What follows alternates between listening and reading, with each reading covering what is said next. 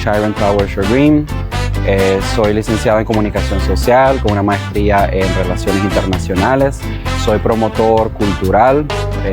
para ser más específico, de la Costa Caribe de Nicaragua, y soy director y fundador de la Biblioteca y Museo Virtual de Corn Island. Corn Island es un municipio que se encuentra en la costa caribe sur de Nicaragua y formado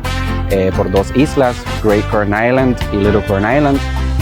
y fueron habitadas en principio por los indígenas o por el pueblo Kukra, quienes vinieron de la cuenca de Laguna de Perlas y de Bluefields, y estos en un barco, en sus barquitos que utilizaban en aquel tiempo, entre el año 1 y el año 400 después de Cristo, migraron a las islas. Y ya estando en las islas, los indígenas Kukras se dedicaban a la siembra de maíz, a la caza de tortugas y a la pesca.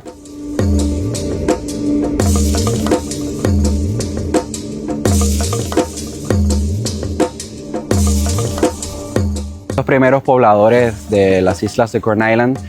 fueron avistados por muchos exploradores, navegantes, quienes venían del otro lado del Atlántico. Tenemos, por ejemplo, a Alexandre Exquemelin, que fue un explorador nacido en Francia, pero vivió en Países Bajos. Y también tenemos a William Dampier, que fue un bucanero de origen británico. Después de la mitad de los años 1600, los europeos empezaron a migrar hacia el Caribe continental de Centroamérica y al Caribe insular, y Corn Island no fue la excepción. Entonces muchos vinieron de lo que hoy día es Reino Unido y también Irlanda. Básicamente, en un principio, lo que estas personas hacían era que esclavizaban a los indígenas y los transportaban a otras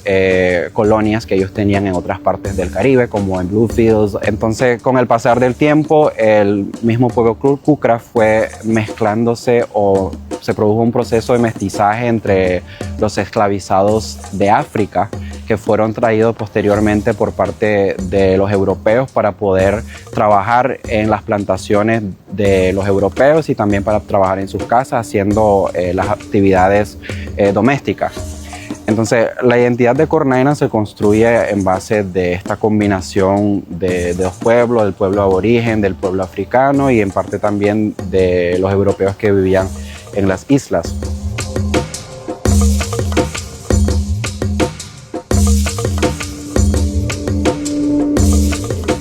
Día 27 de agosto de 1841, en la playa de Southwest Bay de Great Corn Island, que es la isla grande, el coronel Alexander MacDonald, quien fue superintendente de la corona británica en lo que hoy día conocemos como Belice, llegó tempranito en la mañana a Corn Island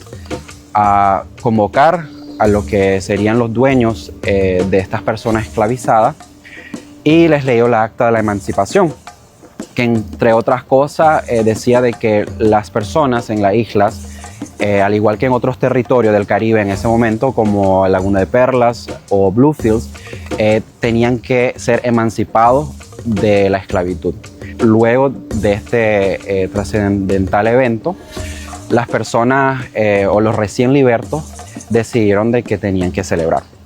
Entonces fueron a los humedales o a los swampos, como lo conocemos también, y empezaron a cazar cangrejos. Y fueron a las plantaciones que ellos con mucho trabajo arduo mantenían y empezaron a buscar yuca, quequisque, malanga, todo lo que podían encontrar,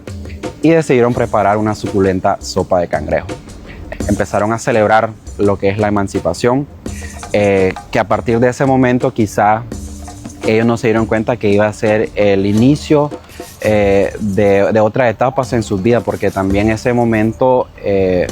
podríamos decir que empiezan a hacer lo que es la etnia criol. Pero la celebración de la emancipación no se institucionalizó hasta 11 años después, cuando el reverendo Edward Kelly, que él era originario de la Honduras británica, que fue el nombre con la que se conoció anteriormente a Belice, él llegó a Corn Island, y este señor, sus padres en su momento también fueron esclavos, fueron libertos. Entonces, por esa similitud cultural que existía entre la población de Corn Island y también con la población de Belice y la historia compartida que tenían, este reverendo decide fundar lo que es la iglesia bautista y la escuela bautista. Y fue un momento muy importante en la historia local porque primero se inició lo que es la evangelización, pero también inició la educación formal, porque a pesar de que la emancipación se dio 11 años atrás y un poco antes de eso vivían personas de origen europeo en la isla, las personas de origen afrodescendiente no tenían derecho a una educación, no podían leer ni escribir. Entonces este reverendo vino y con la iglesia y la escuela empezó a alfabetizar a la población, y algo muy interesante aquí, se institucionalizó lo que conocemos hoy como la fiesta de la emancipación.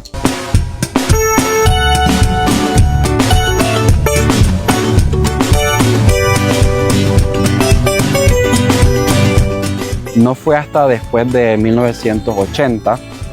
que con el triunfo de la revolución que la fiesta de la emancipación se convirtió en una fiesta local donde se organiza desde el gobierno municipal y también en conjunto con la población. Entonces la fiesta de la emancipación de Cornell Island, como lo conocemos el día de hoy, viene celebrando desde hace más de 180 años y evidencia lo que es la historia resiliente del pueblo de Cornell Island y ese amor a la identidad y en conservar también no solo la memoria de aquellos que lucharon y rezaron, oraron por la libertad, pero también por aquellos quienes después de recibirlo continuaron promoviendo y conservando quienes son, y es lo que hoy día como corneleños estamos haciendo.